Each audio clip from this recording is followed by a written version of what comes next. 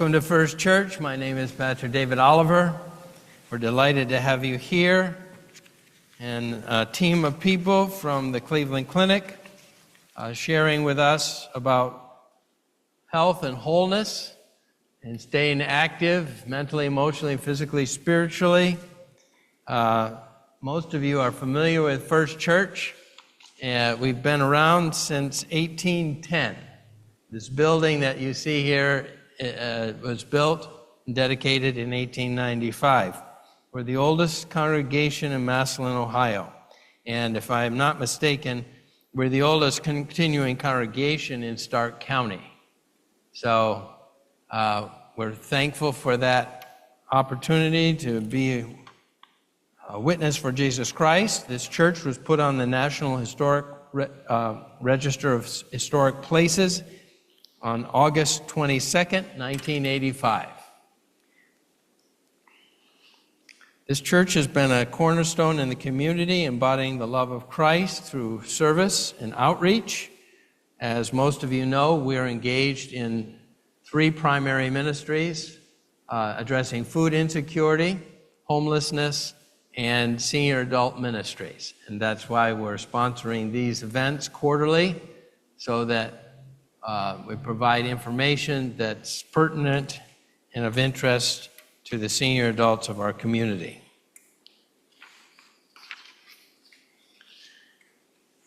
Since most of you are familiar with the church, I won't go into further detail. We're thankful for the 4 C's holistic elder ministry. The 4 C's stands for Christ, Community, Compassion, and Care. And this series of lectures is part of what the 4 C's are doing. In addition, there are 2 services each month at Amherst Meadows, lay-led with Holy Communion, anointing with oil, prayer and song, and meditation. Diana Moore is a coordinator of that ministry. We're thankful for that. And Mark McClintock. Let me see, who else is, there's several. Yes. Several of you are involved in this ministry, and it's really, really important. So, let's pray for God's presence and blessing as we learn together this afternoon. Gracious God, we thank you for the faithful history, the present vitality, the hopeful future of this church in this community. Bless all of your people who are committed to furthering the good news of your kingdom. We pray in Christ's name. Amen. Diana Moore, one of our members here, is going to introduce our speakers. Thank you. I was going to say good morning, but welcome to Staying Healthy. Right here. Welcome to Staying Healthy through diet and exercise, even though we are serving cookies for a reception. Through this door or this door. But they're good, so what can I say? Kathy Viscott is the wellness coordinator for Cleveland Clinic, Mercy Hospital, and she has brought with her registered dietitian, Serene Zahare Karuna. Close enough? How do you say it? Correct. And she's a registered dietitian with Cleveland Clinic. And we have the easy one, Stephanie Wheeler, who is a wellness coordinator. She does exercise. She's, if I got it right, she's a fitness coordinator too, does yoga and things like that, several different things. Kat, I don't know where Kathy is, I don't see you. Oh, okay, you want to say something? I'm the coordinator of community outreach. Community outreach, okay. With Serena and Steph, and we're just thrilled to welcome us here. And we're thrilled to be here. Okay, so first we will learn how to eat properly and buy things and how to cook things properly. Then we'll learn how to work it off afterward. Then we'll go down and eat. Can I take the mic off the stand? Okay. I don't like to stay in one place too much, so I'm going to walk around a little bit if that's okay. So, thank you for introducing me. I'm Serene. I'm one of the dietitians at Cleveland Clinic Mercy Hospital, and I hope to make today fun. Okay, so I'm going to talk about how to stay healthy with nutrition. Okay, so if you need me to clarify anything as I'm going through, please ask me to stop and clarify, because I want you to get the best resources. Can everyone hear me okay? Yes? Okay, thank you. You can advance the slide, please. Okay, so we're going to talk about basically how to eat a balanced diet. I'm going to go over some key nutrients that we need to stay healthy. There's so much information out there, right?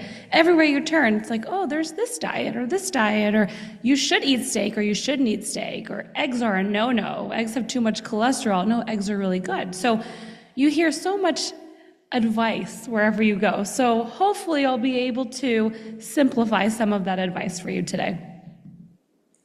You can go ahead. So there are a few nutrients I want to touch on first because I want to clarify a couple of things when it comes to nutrition. And the things that I'm going to talk about are on the projectors up here, if you want to take a look. We're going to talk about the macronutrients. So the carbohydrates, proteins, and fats. What I want to mention is all of these are important. They are all important for a balanced diet. So anytime you hear about a diet that cuts this out or cuts one of these food groups out, it may not necessarily be the best thing because these are all very essential nutrients. Okay? Go ahead. So, what are carbohydrates? Sometimes carbohydrates get a bad rep, right? Sometimes people say, oh, I don't eat carbs, or I'm on a low-carb diet, or carbs are really important, though, because carbs give us energy. They also feed our brain. So we need carbohydrates, but they get a bad rep because typically in the American diet, we tend to overconsume this category, okay, which can lead to health issues. So as long as we have these in proper portions, which we'll talk about, they're really, really good for us. So this would be like brown rice, for example, pastas, potatoes, corn, peas, beans, lentils, but also fruit. You know, fruit's really good for us, and fruit falls under carbohydrates. Proteins are next, and I'm sure we know proteins like chicken, fish, turkey, pork, okay, but also dairy, so like your milk and your cheese have good proteins for you. And then fats, like olive oil or avocado, which people use to make guacamole. You know, those are all really good fats for our body. Okay? Advance, please. Now, I touched a little bit on fruits and vegetables, fruits a little bit when I talked about carbohydrates, right? But I want to mention fruits and vegetables a little bit. I kind of put them in their own category because a lot of times people will come to me and they'll say, well, I know I need to eat my fruits and vegetables, but how much do I need to eat, right? The breakdown is pretty nice, and you can see it up here. We like you to have 2 servings of fruit a day and 3 servings of vegetables. And I'll show you a sample plate in a little bit on the slides so it all makes sense tied together. But that would be like if you had a large banana. That technically is 2 servings because one banana, half a large banana is 1 serving because it's so big, okay? Or if you like apples, 1 small apple is 1 serving. So if you have a small apple twice a day, or if you decide, hey, I'm going to eat a large apple, that covers your fruit for the day. Okay? Now, vegetables can be a little bit more tricky because vegetables, we know when we cook them, they shrink a little bit.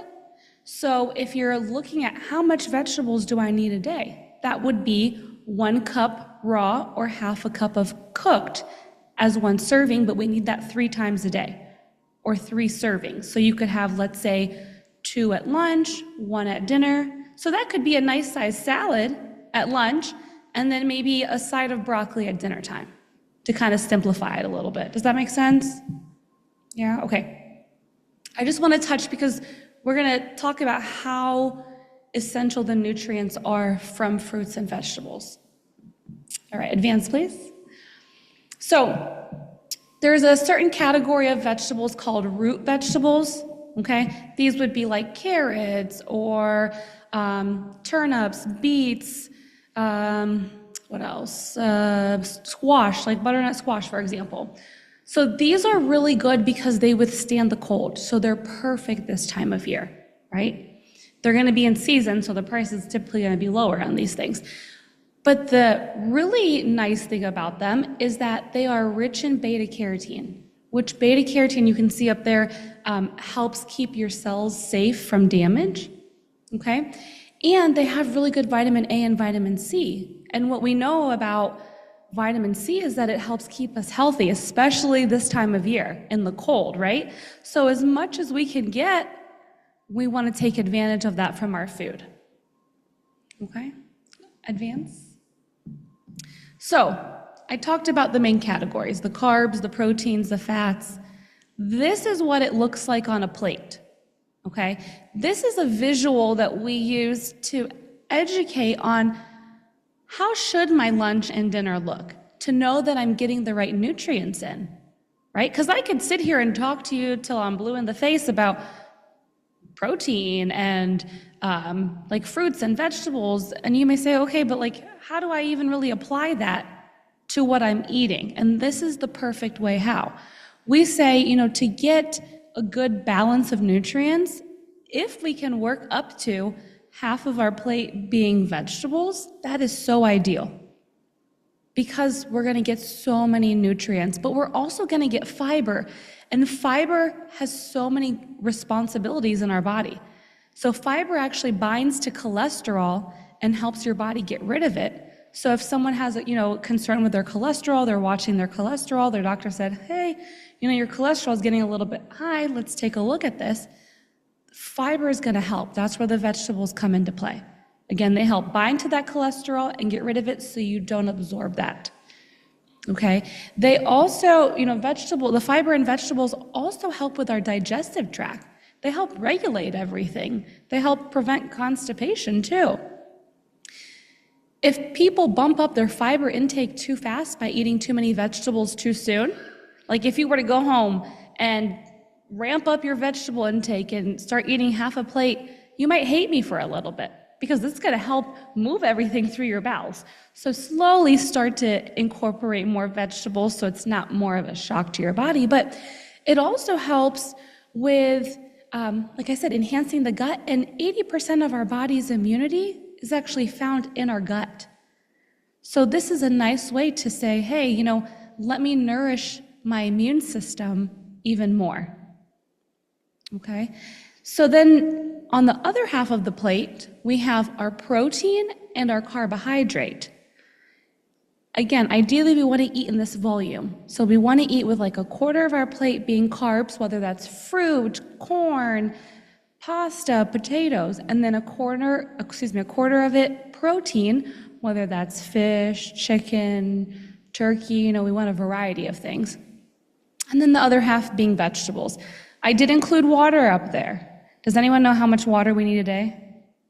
Just the general recommendation, besides Kathy. Go ahead.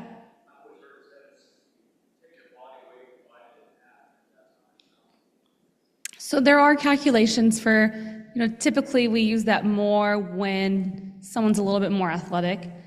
In general, we tend to say 64 ounces of water a day is a good amount to be at, just overall. There are times where you may need a little bit more, and it depends on your activity level.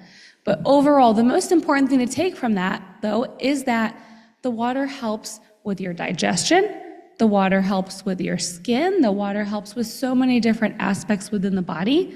So we want to keep it as nourished as possible. Okay, so ideally 64 ounces of water is the general recommendation. So if we're looking at, water bottles, like, the plastic 16-ounce water bottles, that would be 4 of those a day. But let's say you only drink 1 of those a day right now, right? Don't jump to 4 tomorrow, because again, you'll hate me because you'll be running to the bathroom, okay? Your body has to get used to that. So slowly start to increase it. Slowly say, okay, I'm gonna go from 1 bottle to 2 bottles, and then from 2 bottles to 3 bottles. So we want your body to get adjusted to this. Does that make sense? Okay, next slide, please. So here's a sample plate, because the graphics are nice, but let's actually look at real food this time, okay? So half the plate we have on top are vegetables, and then on the bottom we split the plate between the carb and the protein. Again, all of this is giving us key nutrients, so we want to make sure we have all of this. Okay, advance please. So we're going to talk a little bit about micronutrients. We talked about macro, so kind of think of big picture. Now we're going to break it down a little bit more, all right? Micronutrients are going to be, your vitamins and minerals, for example, right? They are going to support your immune system, like I had mentioned, but they're also going to help with your bone strength. We know your calcium, right, helps with your bones. They're also going to help with heart health and preventing cancers. Right, so that's why it's super, super important to look at what you're eating. Next slide. So I wanted to touch on vitamin D first, okay? Because vitamin D is a very common nutrient that we are deficient in. And part of it is because of our location, right? We don't really get much sunlight in the wintertime, number one, and the angle of the sun is not the best for absorption in Northeast Ohio. So sometimes, when you go for your physical, your doctor may say, okay, let me check, the vitamin D and see if we need a supplement. Again, because we may not be getting outside enough, especially in the wintertime. But we can also get it from fortified dairy foods. So milk, for example, typically is fortified with vitamin D. Okay? Again, vitamin D is so important. It helps with your bones, right? It helps with preventing certain cancers when you have an adequate vitamin D level. Okay? Next slide, please. Vitamin C, this is really popular, I feel like, this time of year, right? Everyone says, I need to get my vitamin C so I don't get sick. I need to drink my orange juice. But we can get vitamin C from other food sources that contain more than oranges, okay? So they help with keeping our immune system up. These foods are like citrus fruits, so not just oranges, but maybe grapefruits. Peppers, like red and green bell peppers, those have a lot of vitamin C in them too. Okay, so it's not coming just from citrus fruits, it's also coming from vegetables. Next slide. Zinc. I don't know if any of you remember when COVID first came out, the recommendation, people were saying, oh, take a multivitamin and take zinc with it, right? Because zinc is so good for our immune system. It's really good for fighting infections, okay?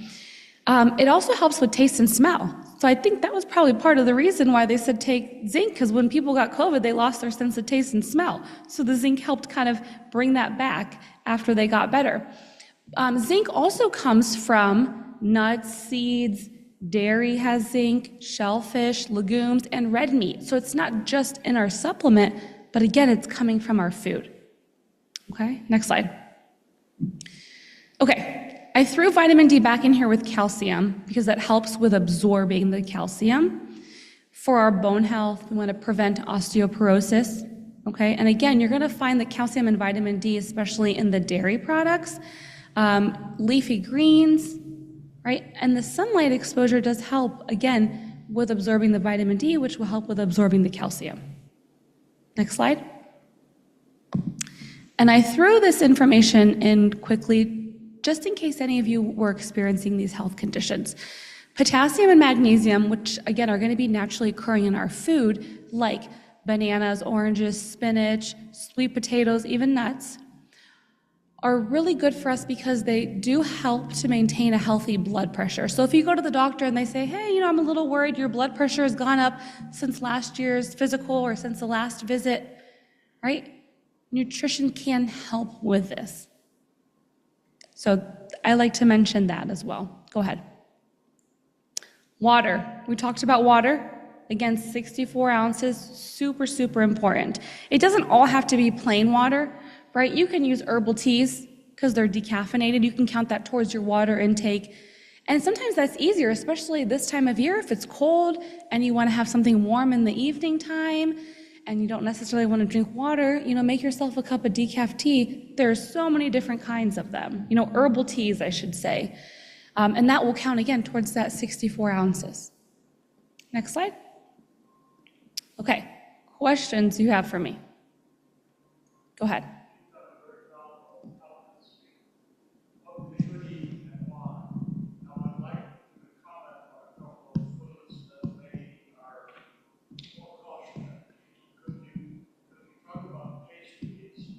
Okay. Yeah.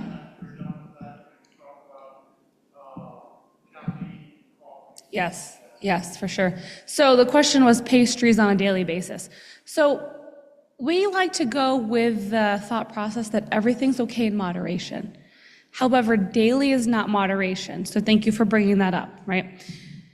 This would be maybe if you treat yourself once in a while. And what once in a while would look like to every person may be individualized, okay?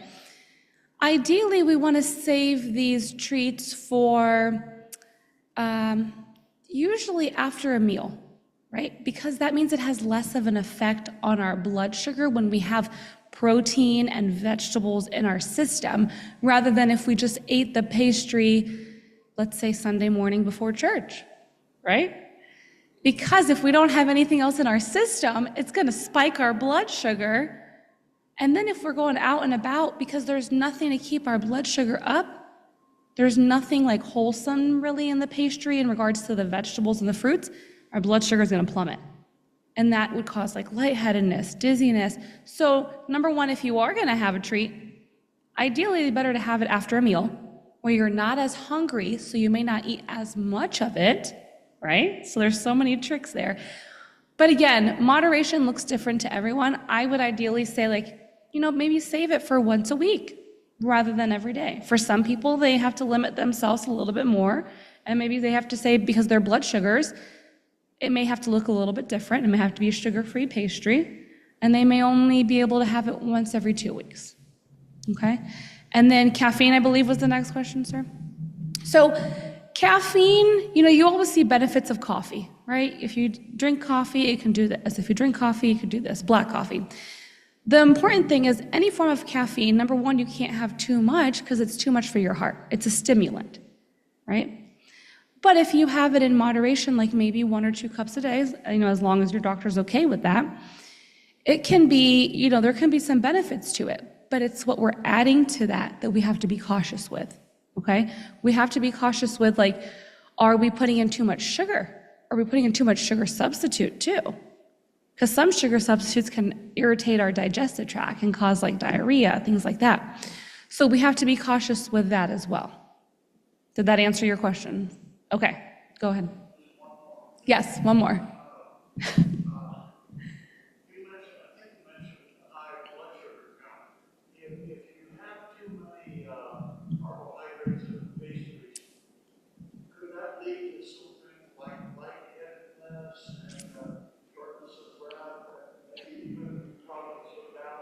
Balance.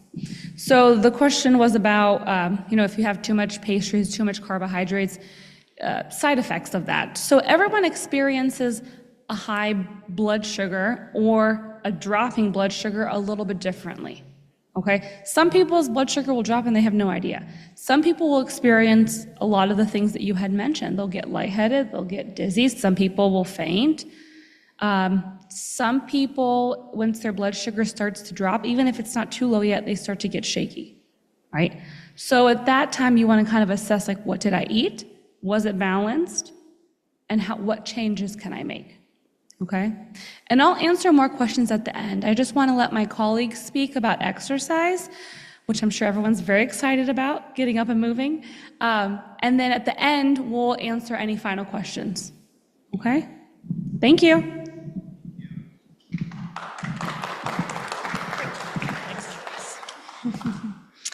Hello, everyone. As mentioned, my name is Stephanie Wheeler. I'm a program manager with Cleveland Clinic. Work primarily on the well-being team, helping to, 82,000 caregivers stay healthy and well. It's really great to be here today because I don't get to do as much community outreach as I once did when we were Mercy Medical Center. So I really am happy to be here. I have a certification as an exercise physiologist through the American College of Sports Medicine. Taught all kinds of different exercise classes over the years, from Pilates to even silver sneakers to yoga to strength training, done personal training one-on-one. So, exercise really has been a big part of my life and my career. So we're going to talk a little bit about exercise. It's really important, especially this time of year. We start to think about our New Year's resolutions, or maybe the first of the year, what we want to do more of. And oftentimes people say, I want to move more. I want to be more active. I want to exercise more. Maybe I want to strengthen my back or work on my core, or maybe I've had an orthopedic injury that I, want to work on more or work through, or gain strength in the shoulders, the knees. So we all experience this. The arthritis sometimes starts to set in, and we really know that if we keep moving and doing things, we can combat what's happening to us as we age. Next slide. So, why does movement matter? So I listed some of the things here on the screen, some of these that we know as just common sense. I think most importantly for me, and maybe you too, is just that mental well-being. I can sometimes feel a little bit more clear in my mind. I can feel a little bit less stressed. It helps combat, depression, anxiety, and my overall mental well-being can be better when I'm exercising and moving more too. Especially when we're outdoor in nature, experiencing that as well. Going to the gym, and you have that social aspect, maybe if you're going to a class with someone. So it's just really good for our mental. We know that any weight-bearing exercise does strengthen our bones, okay? So it helps to combat osteoporosis, osteopenia. It really protects our heart. I was looking up some information just today because I always want to know what the latest, data says about exercise. And the CDC had released that over 280,000 deaths a year in the US are associated with a lack of movement and inactivity. So that means probably every chronic condition we can attribute to saying that we weren't active enough through our lives or exercising enough at the minimal guidelines, which we'll talk about a little bit more here. Balancing hormones for us women, we know that's really important. Exercise helps to control our cortisol levels. We've all heard that word before, cortisol levels. We don't want to have high cortisol in our system. I already mentioned a little bit about chronic disease. Almost every chronic disease that's out there it can be beneficial for you to exercise to overcome some of the symptoms associated with that. It improves our longevity and our quality of life. We know that. Studies and research show time and time again that people who move more live longer. People who are exercising, they are on this earth a little bit longer than those who aren't, usually, in that matter of saying. Go ahead to the next slide, please.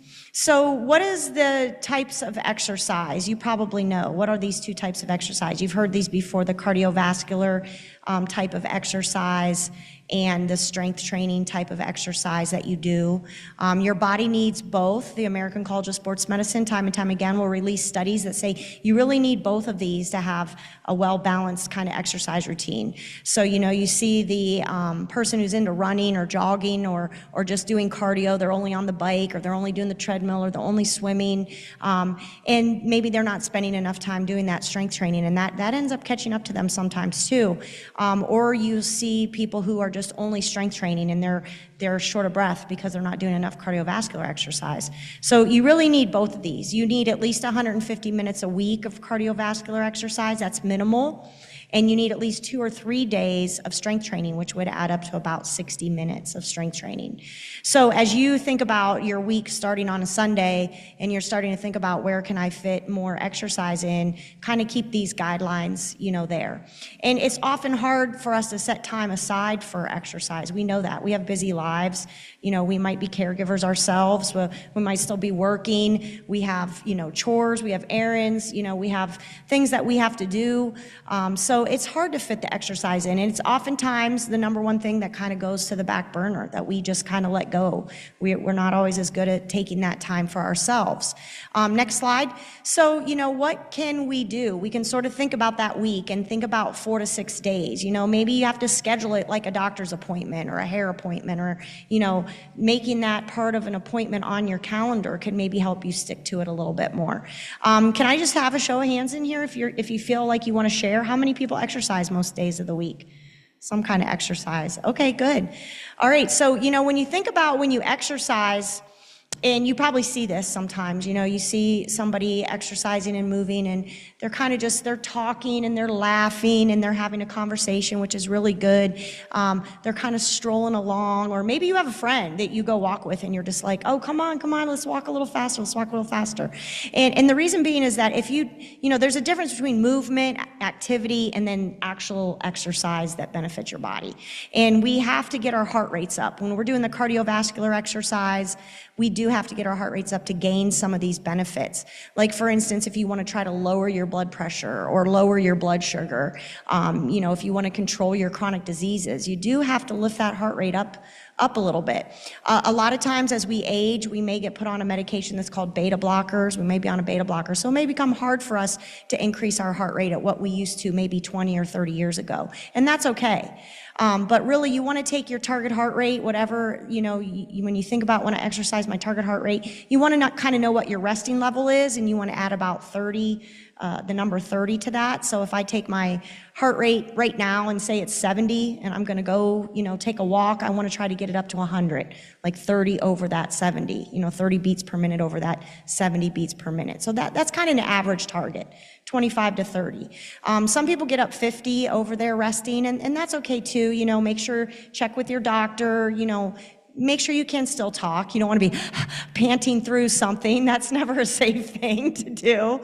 Okay, so you can also break your exercise up into small increments. So some of the newest research shows that if you were going to do 30 minutes of exercise, but you really didn't have that 30-minute increment, but you could do 10 minutes of walking in the morning, 10 minutes in the afternoon, or 10 minutes in the evening, and you did that, you were gaining some of the same benefits as somebody who took a 30-minute stretch at once.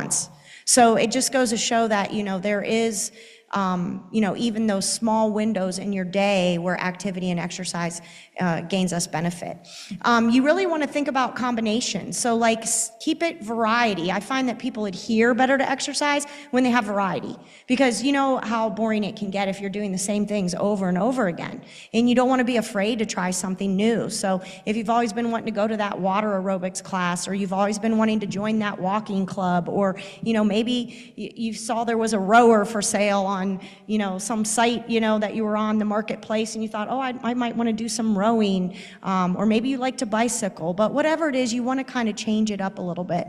When you're starting strength training, there's lots of ways of strength training. You don't need to have hand weights or big fancy machines. You can use milk jugs, you can use soup cans, you can use banded exercise bands too to gain strength. So lots of ways to improve your strength without needing, the fancy state-of-the-art equipment either. Next slide. So this graph just shows a little bit, this is pretty evident, that, the red line basically is your chronic disease risk, and the green line is your exercise. So as we age and we start to exercise less, what happens? Our chronic diseases, unfortunately, start to go on the rise.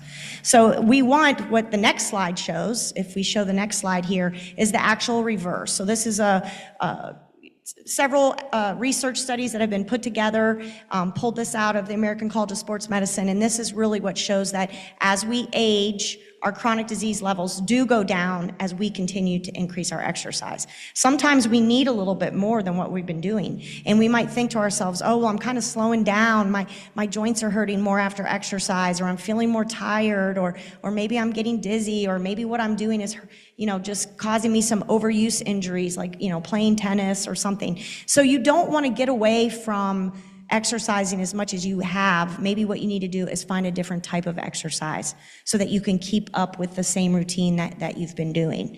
Even walking, adding an extra 5 minutes, or how about adding the steps, or doing a little bit more of an incline. Using a cane, using like a walking stick, something that kind of help you go a little bit longer, a little bit more.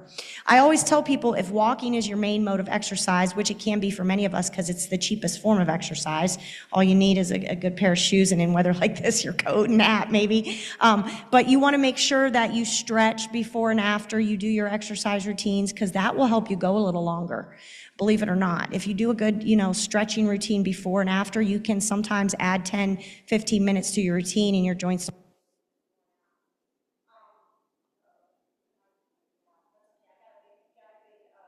Voice here.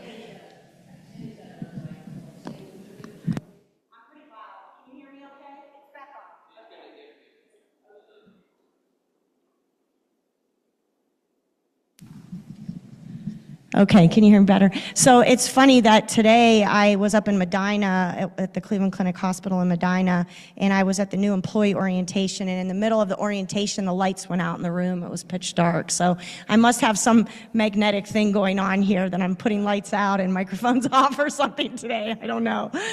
So we'll go to the next slide. Obviously, we want to think about the trends. There's always trends. You think about trends back then compared to trends now, and over the years, the latest fad, what's the thing that everybody's doing, and it's kind of funny to me to see because a lot of times people need something new, and I think that's really what it's about because I've exercised over the years, and I can even myself get stuck in a rut where I find myself doing the same routines that feel comfortable, with the same people in the classes I go to and that. So I think it does help. If you see something out there that you find interesting, try it because a couple colleagues that I know, they'll tell you that some of the best benefits that you gain from exercise is challenging your body to do something new. Okay, because your body's used to your routine. God had created our bodies in a way that when you do the same things over and over again, you get less and less benefit. Okay, so if you're riding the bike for 10 minutes and then you're doing 15 minutes of the same strength training exercises, that might work really good. You might feel really strong and maybe even a little leaner and toner in those first couple months. But then what happens is you kind of plateau. You don't get those same benefits. So it's important that you're kind of changing your routine up, changing what your exercises are up, kind of surprising your body from day to day, like, hey, I'm doing this exercise today, I gotcha.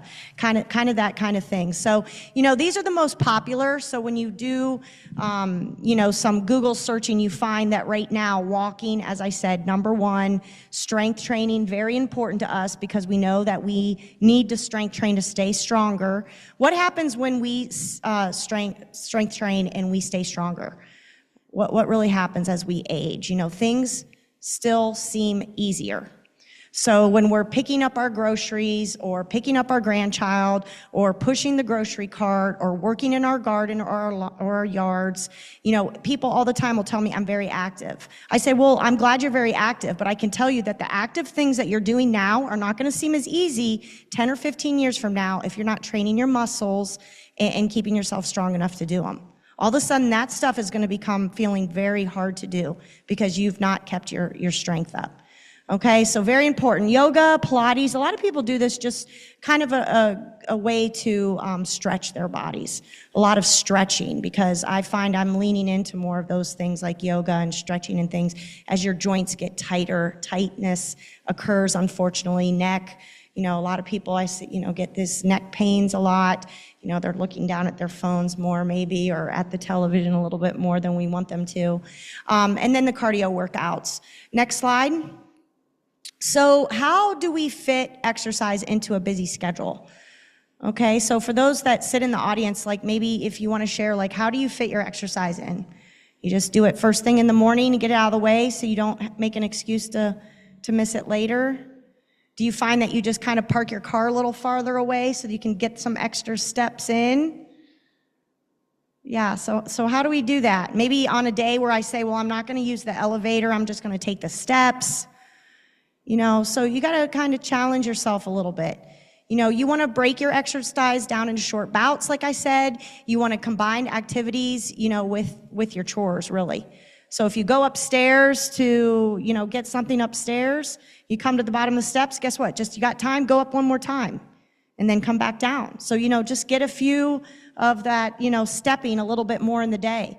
Maybe stop on the bottom step and do some heel lifts and strengthen up your calves a little bit before you continue on in your day. Just finding different ways to add strength training into your already daily routine. That's really how you can do it. If you could just challenge yourself by adding 4 exercises into your daily routine from the time you get up till the time you go to bed, you would start to see a difference, I'm sure, right away. Maybe like I said, schedule it like a meeting, like an appointment. We use what's called movement snacks. So instead of like going for that snack, that apple or that little bag of chips or something a day, make that an exercise snack break. So that's where I'm going to do my push-ups on the counter, or that's where I'm going to do my leg lifts or do some of my stretches. So actually add in a exercise snack in your day. Combine social with your fitness. I find that if you have a buddy, somebody that can hold you accountable, you're more likely to keep up with it. Okay, and I especially find this when people take part in classes. It's like, oh, where's Betty today? Where's Bob today? It's like, you start to create a little bit of a connectedness in your classes, and you can, find that you're going more, to, not just to support the people at the class, but they're helping you adhere too. They're depending on you to be there too. So leverage your technology, lots of wonderful workouts right at our fingertips now, right there on those cell phones, on our computers. We can pretty much Google anything we want to find out about using all of our AI that's out there now today. But, you can look up pretty much anything you want. So really leverage that. If there's some kind of an exercise you think you are looking for, use the Google to help you out. Next slide. Okay, and then just taking that time to move. I find that chair exercise is really popular now as we're aging in that, 50, 60, 70 plus category, finding ways to use a chair to exercise, especially if we feel off balance or unstable or a little dizzy or we're having some weakness or orthopedic issues, using a chair. And then just doing more like body weights. So that means we don't need to use weights. We can use our own body weight, like just doing squats, up and down from a chair. That's our own body weight that we're pushing and moving, okay? Next slide. And then, how do we stay consistent? We kind of talked about this a little bit in the other slide, so it's a little bit, but really making it enjoyable. I do want to point that out here. I can tell you that time management and money are usually the 2 top things that I hear excuses why people don't stick with exercise, is they'll say they don't have the time or they don't have the money to join the class or join the gym or buy the equipment they want. And so I always say, well, that's just probably, the worst thing, that you can do is not give yourself that time to take care of yourself. And, you want to make it enjoyable. I always know there's this teacher, she told me this story, and she come through cardiac rehab. I worked over 25 years in cardiac rehab, and she said she loved to swim. She was a high school swimmer, and she loved to swim, but she also had a family now, and she had a long day teaching. And she said, I'd get up in the morning and earlier, and I would go to the Y, and I would swim, and then I'd get in my shower and start my day. But then it got hard with the kids. They were needing her too much in the morning, and they were forgetting things. So she said, then I would go and teach, and then I would go to the Y after work. But then by the time I got in, swam my laps or did my class, got out, took a shower, went home. Now I'm behind in helping them with homework and getting dinner ready and lunches packed, and it just didn't work for her. She enjoyed swimming, she really did, but she could not fit it in her schedule. She didn't have time, and she would not adhere to it. So she ended up buying a bike, and she ended up just getting up 15 minutes earlier in the morning and doing her bike in the morning for her cardio. And then when she came home at night, she would jump back on her bike right away, help, talk to the kids, quiz them, help them with their homework before she started dinner. And she said that was really easy to adhere to because it was something in her home that she knew was right there at her fingertips that she could do. No matter how enjoyable swimming was for her, she couldn't adhere to that. So really making sure that you're picking something that you can do easily, because if it's not convenient, forget it. I always want to go to the workout that's 50 miles from my house because it seems really fun and it's working, but that's just not a good time management thing. Really track your progress. I find that people that keep even just a notebook or a little diary of how much they've done or what they're doing, sometimes they can progress and see their results quicker. They see, oh, I was only lifting 5 pounds. Now I'm lifting 50 pounds. or I was only doing 20 minutes, now I'm doing like 40 minutes. So sometimes tracking your progress, okay? And then make time maybe on your calendar to kind of reward yourself. If you do that 4 days a week, maybe it's time to go buy yourself a new pair of shoes or workout pants or something if you did that 4 times in that week and you really felt like if I can kind of reward myself. It's always easier to add a good habit than try to break an old habit, for sure. So just forget about trying to overcome some of your bad habits. Let's just add some good habits in. And if that's just an extra day of exercise or an extra exercise in your current routine, whatever that might be. Next slide. So just a couple little closing thoughts. I just put these up here. You've probably seen them before. My absolute favorite one is the only bad workout is the one that didn't happen. That is the only bad workout. Getting to the gym or getting to the workout is obviously the harder thing to do than the actual workout itself. And we know that. It's that making that time to stop or do it than to actually do the exercise. So, every day is just another chance to get stronger, eat better, and live healthier. So really to be the best version of you, just make it happen. You can do it. And that's all I have about exercise. Does anybody have any specific questions? Yeah, go ahead.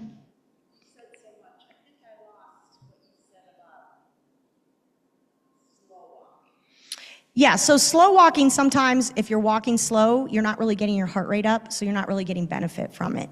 So walking around in the grocery store slowly is not what I would consider to be a cardiovascular exercise.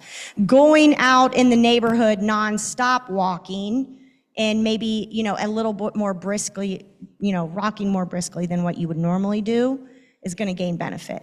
So, maybe sometimes if you feel like I can't really walk any faster, then you should start to use your arms, okay? Or maybe add some stretches before or after, or hold some weights when you do it. Because your body's used to your slow pace, and if that's the only pace you've ever been doing, your heart's not gonna benefit, your blood pressure, your blood sugar, everything is just gonna not be really getting that best benefit from that exercise. So you do have to challenge. So we don't want you to not walk, but we want you to be comprehending how fast you're walking, how fast you're moving, okay? Does that make sense to you? Okay. Does anybody else have a question? Yeah.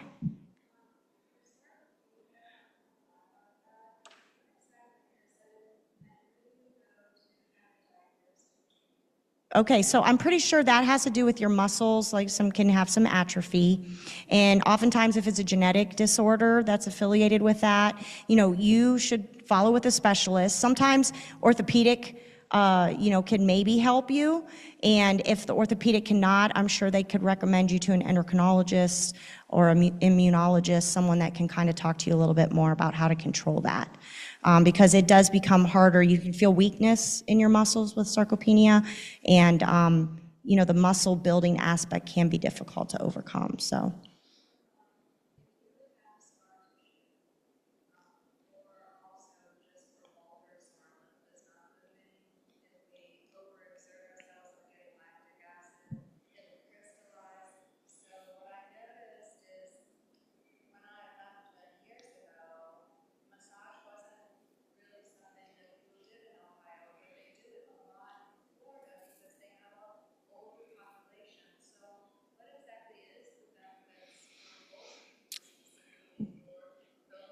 Right, so with more holistic type of care now, with your acupressure, your acupuncture, your massage, your like ultraviolet light therapies, different therapies like that, they can help what we call the enhance your recovery time.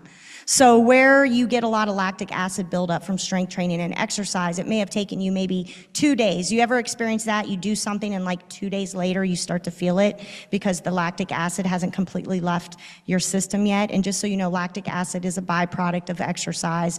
When we don't want to go through the whole Krebs cycle because I think I'll just like run out of here as fast as I could. But, basically you don't want to have a lot of lactic acid buildup. That's why drinking a lot of fluids is important, getting rid of that lactic acid, because when you're sore, and soreness is okay, you do want to feel some soreness, but that is the lactic acid.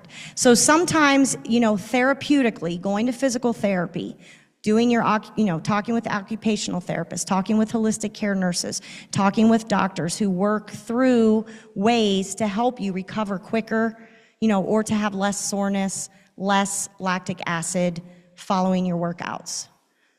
Okay, because you could be training for something. I know so many people, well into their 60s, 70s, they're training. They want to do a walking race or a hiking or a bike or something, but they're like, I just get so sore. So sometimes it's nice to get some of these holistic type treatments to help us get through it. Any other questions about exercise specifically? Yes.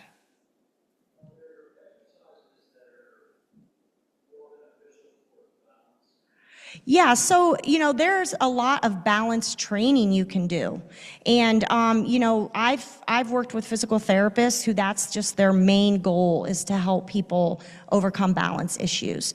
A lot of times you have to figure out like what's causing your balance problem. Is it inner ear? Is it eyes? Is it neck? Is it, low back weakness? Sometimes you have to determine what is really the primary cause of the balance. Then you can work on specific exercises to overcome it. A lot of times if I'm teaching a class, we just will take a minute to have people try to transfer weight from one foot to the other. Just trying to work on our core strengthening. A lot of times I find that people become unbalanced because they've lost a lot of core strength. Their core has become very weak. We tend to have tightness in our neck, which gets us kind of off balance a lot of times too. Or we're turning too quickly and we lose our balance for whatever reason. So sometimes challenging yourself where you like move one arm and one leg in two opposite directions, or just maintaining some time just on your single leg, you can do that. I find that if you take your shoe off, then it makes it even harder when people are more barefoot and they're practicing their balance challenges. They have what's called stability mats where you can stand on a little sponge mat and that challenges you. You can use towel at home, like a bath towel, and you can fold a bath towel and just try to stand on that bath towel. It'll challenge you a little bit. You have to really pull your navel in. How many of you sitting here now think about your navel? It kind of, if you pull it in, it's going to upright your spine a little bit. It's going to erect you more. It's going to strengthen your core. The biggest problem is people think that their lungs are located behind their navel. And so when they pull their navel in, they start to hold their breath.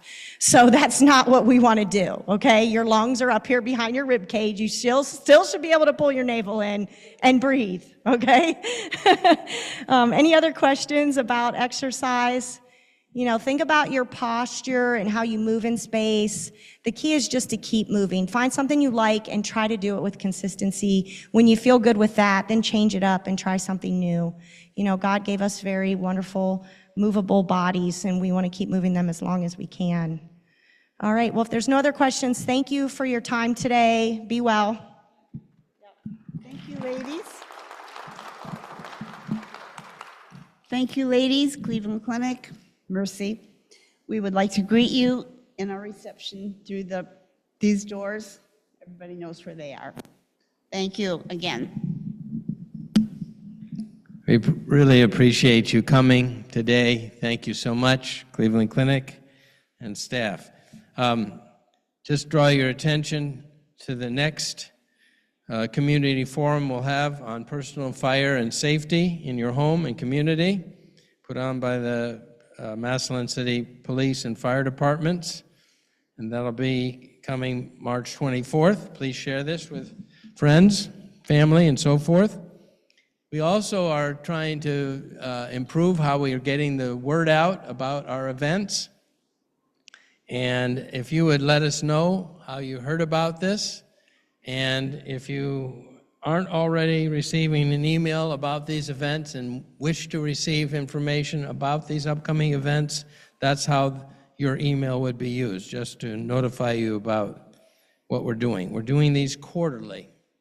So we're excited about this. Thank you for coming, and you're invited to come to the reception in the fellowship.